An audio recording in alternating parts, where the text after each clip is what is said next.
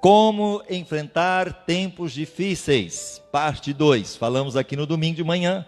Se você perdeu, quiser, acesse o nosso site www.igrejabatistaeulam.com.br e lá você vai ver no culto online a primeira parte. E nós falamos sobre os dias de Miqueias e os nossos dias. Dias de Miqueias, que foi o profeta. E os nossos dias realmente não está diferente dessa foto. Máscara para todo lado. Os irmãos que estão nos ajudando aqui, inclusive, estão com máscara. Hoje nós fizemos uma live do testemunho da nossa irmã Carol e também da nossa irmã Renata, tudo com máscara, até o pastor, né? Temos que fazer a nossa parte. Vamos agora. Miqueias. Como eu disse, Miqueias foi um profeta, e o profeta e o seu meio. Só vamos recapitular para aquele que perdeu. Miqueias capítulo 1, versículo 1, a palavra do Senhor que veio a Miqueias, morastita, nos dias de Jotão, Acás e Ezequias, rei de Judá, a qual ele viu sobre Samaria e Jerusalém. Então, lembrando que Miqueias, ele viveu mais ou menos na época de 700 a 800 antes de Cristo. E ele viveu no período de 3 reis, que foram eles, Jotão, Acás e Ezequias. Ele esteve presente no reinado de Judá, porque lembrando que depois de Salomão, rei Salomão, Israel se dividiu, o reino do norte, o reino do sul, e agora o reino do sul, lá estava o próprio profeta Miqueias, Deus usando ele para profetizar para aquele povo. Na continuação, você quando olha na sua Bíblia, você vai ver a sequência na sua Bíblia dos profetas. No Velho Testamento você vai encontrar ali Oséias, Joel, Amós, Obadias, Jonas, Miqueias. Miqueias está depois do profeta Jonas. O Jonas, aquele que foi engolido pelo grande peixe. Mas depois ele se arrependeu e disse que iria pregar. E ele foi e pregou. E o peixe jogou ele para fora e ele foi pregar. E Naum. Então Miqueias é antes de Naum, do profeta Naum. Aí nós temos Abacuque, Sofonias, Ageu, Zacarias e Malaquias. Vamos agora, só recapitulando um pouquinho. Foi, portanto, um dos profetas do século VIII, ou seja, 800 anos de Cristo, 700, contemporâneo do profeta Isaías, Oséias e Amós. Então, na mesma época que Isaías, o grande profeta, estava profetizando, também o profeta Amós estava vivendo no mesmo período, e o profeta Oséias. Então, 4 profetas ao mesmo tempo.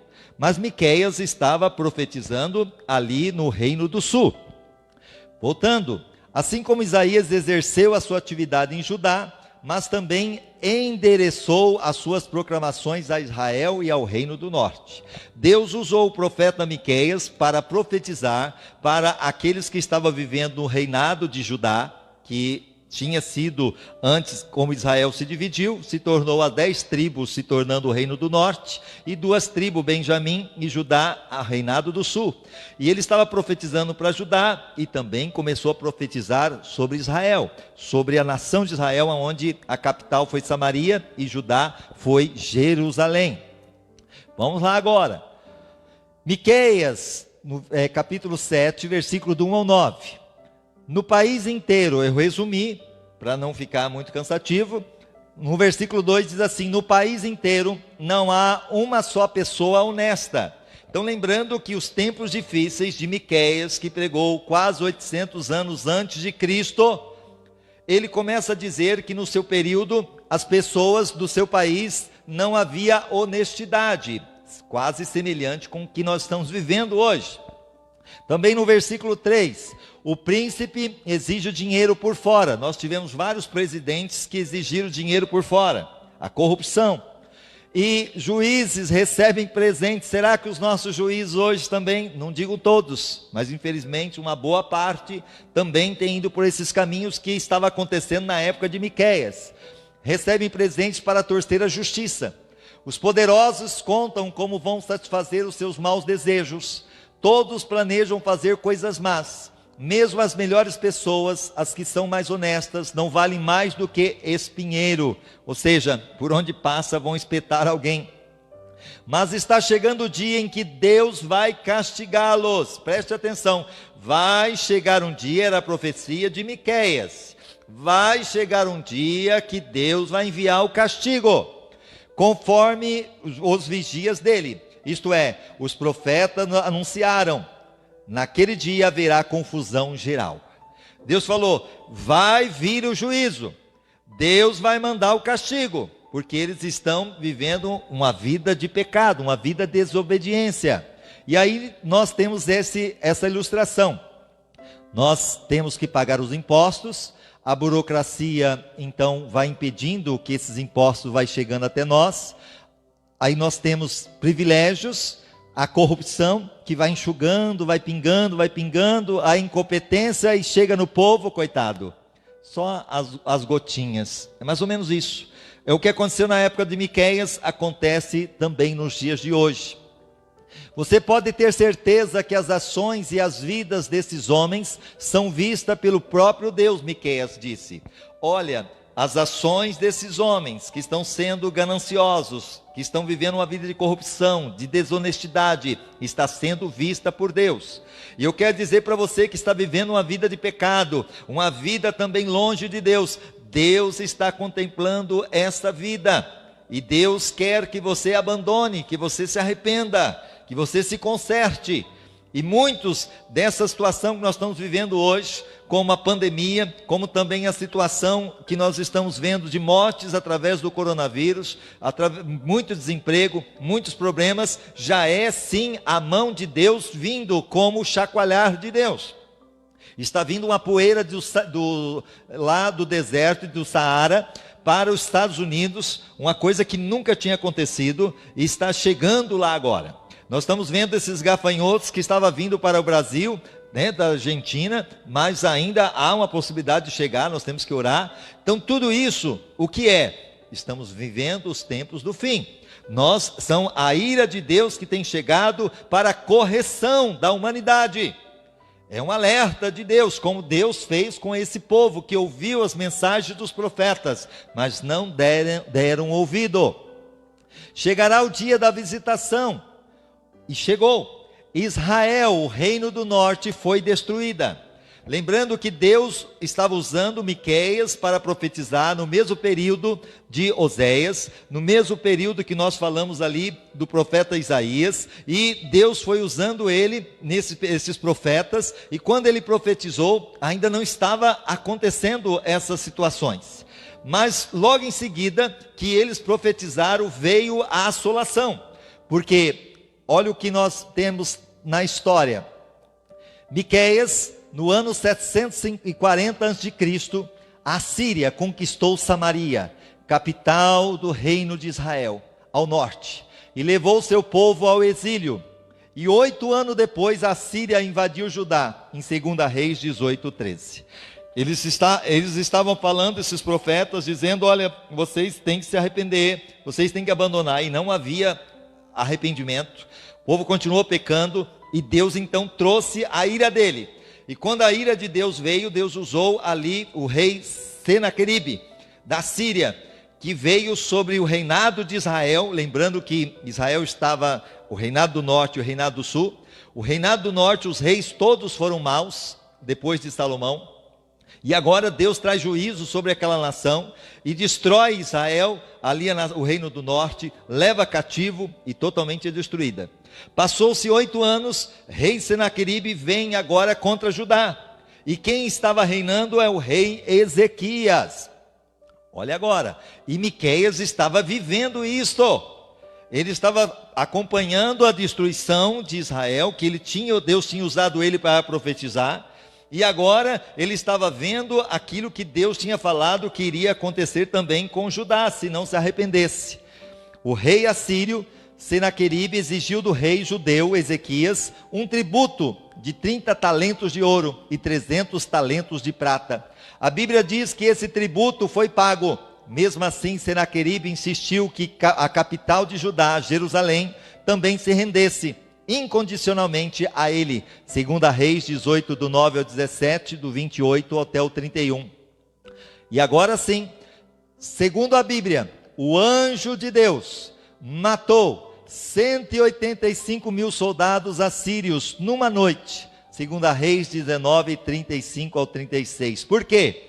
quando Senaqueribe veio agora contra Judá, depois de 8 anos ter destruído ali Israel, ele chega, e quem estava no poder era o rei Ezequias. Mas o rei Ezequias estava fazendo aquilo que era justo aos olhos de Deus. Olha só a diferença, aquele que serve a Deus é o que não serve. E juntamente com ele estava o profeta Isaías, e eles foram orar, foram colocar diante de Deus, e Deus usou o profeta Isaías dizendo agora: olha, ele não vai entrar na cidade, não vai lançar nenhuma flecha, eu vou colocar um anzol no nariz dele e vou puxá-lo, e ele vai ter que, não vai sequer entrar ninguém aqui. Confia, disse para Ezequias. E quando acabou de ter esta profecia, Deus manda um anjo. Deus tem exército, milhares e milhares de anjos. Deus manda um anjo e mata 185 mil, praticamente a população de Araçatuba, quase numa só noite. E quando eles foram mortos, o rei Senaqueribe volta, frustrado, decepcionado, vai até a casa do seu Deus, e ali ele é morto, se não me engano, pelos próprios filhos, e ali acaba-se o reinado da Síria. Passou agora o rei Ezequias, veio outros reis, mas o povo continuou pecando contra o Senhor, o reinado de Judá. Mas Deus disse, se eles não se arrependessem, Deus ia trazer a assolação. Como eles não se converteram, Deus trouxe a assolação. Então lá na frente agora, passou mais ou menos 120 anos, depois da caída de Israel, por causa da invasão da Síria. Passou 120 anos, depois da experiência que Ezequias teve, quando ele clamou e Deus mandou um anjo para matar 185 mil soldados, e destruiu o reinado ali do Senaqueribe, o rei da Síria. Mas passou agora 120 anos, como eles não obedeceram, Deus levanta outro, e levanta agora o rei Nabucodonosor, rei da Babilônia. E a Bíblia fala que ele vai contra o reino do sul. Judá é destruída. A Bíblia relata que o exército da Babilônia, durante o reinado de Nabucodonosor, realizou 3 viagens a Jerusalém, sendo que de cada vez infligiu castigos mais severos à cidade. Durante a sua primeira visita, em 606 a.C., Nabucodonosor levou consigo boa parte dos utensílios preciosos que encontrou no templo erguido por Salomão alguns séculos antes. Então, lembrando que Judá, a capital era Jerusalém, e aonde estava o templo que foi construído pelo Salomão, o filho de Davi, o grande templo de Salomão.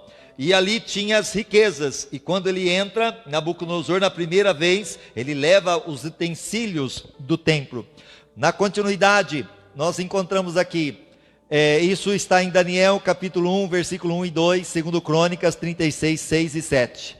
Bem como um bom número de reféns, jovens provenientes da mais alta classe social judaica. Inclusive, Daniel foi encaminhado para a Babilônia. É nesse período que o profeta Daniel foi levado para a Babilônia. Vamos lá agora. Após a morte de Jeoaquim, e durante o breve reinado do seu filho Joaquim, isto em Judá, que durou apenas 3 meses, em 597 a.C., a cidade de Jerusalém foi novamente atacada, e uma segunda leva foi encaminhada para a Babilônia, incluindo milhares de cativos e todos os artífices de ferreiros. Ninguém ficou senão o povo pobre da terra, segundo a Reis 24, do 8 ao 16. A terceira investida por parte do exército da Babilônia ocorreu em 586 a.C., durante o reinado de Zedequias. Nesta ocasião, Jerusalém caiu e o templo construído por Salomão foi destruído. Segundo a Reis 25, do 8 ao 9, e segundo Crônicas 36, do 17 ao 21. Novamente, apenas os pobres dentre o povo foram deixados na terra de Judá. Jeremias 39, 10. Se cumpriu o que os profetas disseram, que Deus ia trazer a desolação por causa da desobediência. Agora, uma coisa muito importante: quando chegou o momento que Miqueias não conseguia encontrar ajuda no seu companheiro, a sua fé se voltou para Deus. Então, voltando aqui, só para você lembrar, eu te passei um pouquinho mais do que estava acontecendo na época de Miqueias, porque tudo que Deus usou Miqueias, os profetas, se cumpriu, porque a desolação veio sobre Israel e veio sobre Judá. Mas agora, voltando para o período de Miqueias, ali estava tendo a injustiça, estava tendo a corrupção, estava tendo a maldade. E quando ele não podia se confiar nem sequer na esposa, nem confiar nos amigos, o que ele faz? Olha o que a fé que ele volta para Deus, esta fé. Porque 5 coisas que levaram a fé de Miqueias se fortalecer em tempos difíceis. Então lembrando que Miqueias estava vivendo tempos difíceis. Hoje não é diferente, estamos vivendo tempos difíceis. E 5 coisas que ele fez em tempos difíceis, que se nós também fizermos, com certeza teremos êxito. E aí, nós vamos ver a primeira coisa. Miqueias disse, versículo 7, capítulo 7, versículo 7 de Miqueias: eu, porém, confiarei no Senhor. Então você que está vivendo nesse tempo de dificuldade, tempo de angústia, tempo de decepção, tempo de frustração, tempo muitas vezes de luta, de prova, o único jeito para Miqueias conseguir suportar aquele tempo difícil, e para nós também não é diferente, ele disse: eu confiarei no Senhor. Deus manda dizer para você: confia no Senhor, confia no Senhor. Olha o Salmo 32:10. O ímpio tem muitas dores. Quem que é o ímpio? Que vive na impiedade. Mas aquele que confia no Senhor, a misericórdia o cerca. Você confia no Senhor? Se você confia no Senhor, a misericórdia de Deus te cerca. A misericórdia de Deus vem sobre você. Olha Salmo 125, versículo 1. Aqueles que confiam no Senhor são como o monte de Sião, que não pode ser abalado, mas permanece para sempre. Sabe por que eu deixei essa foto aqui? Essa foto é o Monte Sião. Foi aí que foi construído o templo de Salomão, e depois foi destruído lá na frente. Foi aí que Jesus, inclusive, viveu, que esteve em Jerusalém, passou, foi crucificado, foi aí. Mas o que acontece, ele está dizendo que é assim como o Monte de Sião. Aconteceu várias situações, destruições e tudo mais, aonde veio o rei da Síria, aonde veio o rei Nabucodonosor, aonde veio o Império Romano, o Império ali, todos os impérios, mas aqui o Monte Sião continua intocável. O que eu quero dizer para você, o próprio Miqueias disse: eu, porém, confiarei no Senhor. E o salmista está dizendo: aqueles que confiam no Senhor são como o monte de Sião. Pode vir a luta, pode vir a dificuldade, pode vir a provação, nada vai me abalar, nada vai me atingir, porque o Senhor é aquele que me guarda, é aquele que me sustenta. Olha o Salmo 28:8. O Senhor é a força do seu povo, Ele é a fortaleza salvadora para o seu ungido. Eu quero dizer para você, se você confia no Senhor, aqui a promessa de Deus é que o Senhor é a tua força. Você que está dizendo que está fraco diante da circunstância, nós já falamos no outro dia, diga: o fraco eu sou forte. Você é forte porque é o Senhor que te fortalece. Tudo posso naquele que me fortalece. Então que você possa sim crer no impossível de Deus, porque Ele é a nossa fortaleza. Olha agora, Salmo 91:10, bem conhecido por todos. Nenhum mal te sucederá, nem praga alguma chegará à tua tenda, se você obedecer a palavra de Deus. É claro que nós temos que ser prudentes. A Bíblia fala que nós devemos ser simples como a pomba e prudente como a serpente. Se é para a gente ficar em casa, quando pode ficar em casa, vamos ficar em casa. Se é para passar o álcool gel, se é para lavar as mãos, se é muitas vezes para trocar de roupa quando sai da cidade e volta, vamos fazer a nossa parte. Em nome de Jesus, fazendo a nossa parte, Deus vai fazer a parte dele. Então, se você crer, Ele está dizendo: nenhum mal te sucederá. Deus está dizendo para você: nenhum mal te sucederá. Creia. Põe aí a máscara, faz o que tem que ser feito. O restante Deus vai fazer. Deus vai fazer. Nem praga alguma chegará à tua tenda. Lembra lá da última praga? O povo tinha que ficar em casa, não podia sair. Foi colocado sangue nas portas, e a ordem é: fique em casa, não saia da casa, porque vai passar o anjo da morte. Então, se nós obedecermos a voz de Deus, tranquilo, nós com certeza não seremos atingidos Então vigia, fique atento, obedeça a voz de Deus. Miqueias, a segunda coisa que ele fez, disse: vou esperar no Deus da minha salvação. Olha o que ele diz, primeira coisa, confio no Senhor. A segunda coisa, vou esperar no Deus da minha salvação. Olha o que nós temos aqui, eu sei o que eu quero, mas Deus sabe do que eu preciso, então vou esperar o tempo dele. Vou repetir, eu sei o que eu quero, mas Deus sabe do que eu preciso, então vou esperar no tempo dele. Espere no tempo do Senhor, saiba esperar. O tempo de Deus é o melhor para nós. Miqueias capítulo 7:7, eu porém confiarei no Senhor e esperarei no Deus da minha salvação. Isaías 40:31, mas o que esperam no Senhor renovarão as suas forças, subirão com asas como águias, correrão e não se cansarão, andarão e não se fadigarão. Isaías está dizendo, os que esperam no Senhor renovarão as suas forças. Você com certeza, as tuas forças serão renovadas se você aprender a esperar em Deus.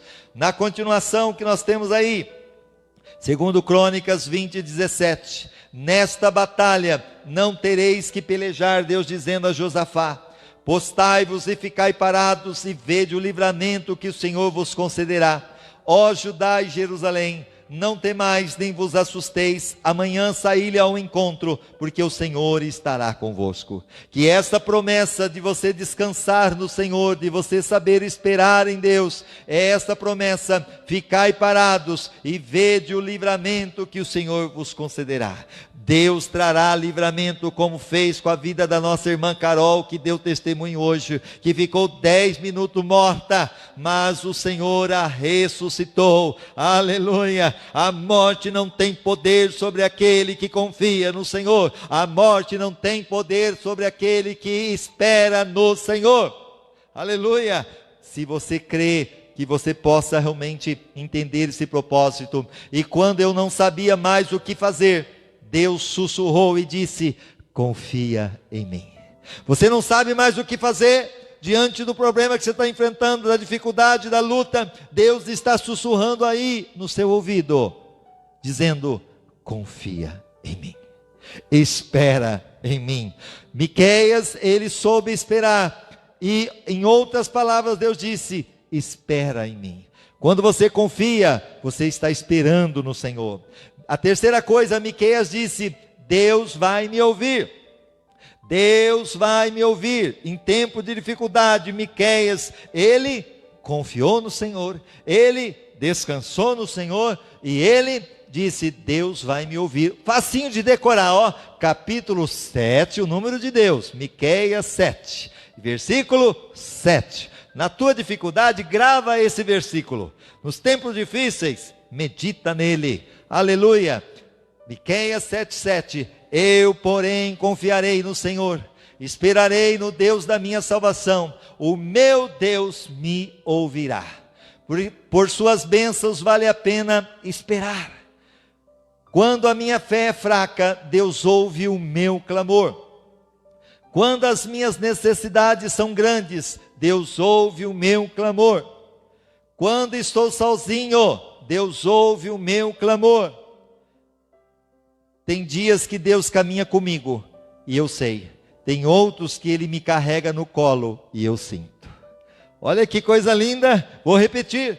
Tem dias que Deus caminha comigo, caminha com você, e você sabe disso. E tem outros que Ele te carrega, me carrega no colo, e você sente. Aleluia, esse aconchego de Deus, essa presença de Deus. Segundo Crônicas 7:14, se o meu povo, que se chama pelo meu nome, se humilhar e orar e buscar a minha face, e se desviar dos seus maus caminhos, então eu ouvirei do céu, perdoarei os seus pecados e sararei a sua terra. Eu ouvirei do céu, Deus está dizendo, se o meu povo, nós precisamos orar pelo Brasil, precisamos orar pela nossa nação, precisamos orar pela nossa cidade, pelo nosso estado, precisamos orar pelo mundo, orar pela nossa família, orar, orar, orar. porque Deus ouve a nossa oração. Jeremias 33:3, clama a mim e eu te responderei, e te mostrarei coisas grandes e ocultas que não sabes. A palavra de Deus para mim e para você é: clame a mim e eu vou responder. Agora também a quarta coisa, lembrando que são 5, Miqueias disse: quando eu cair, me levantarei.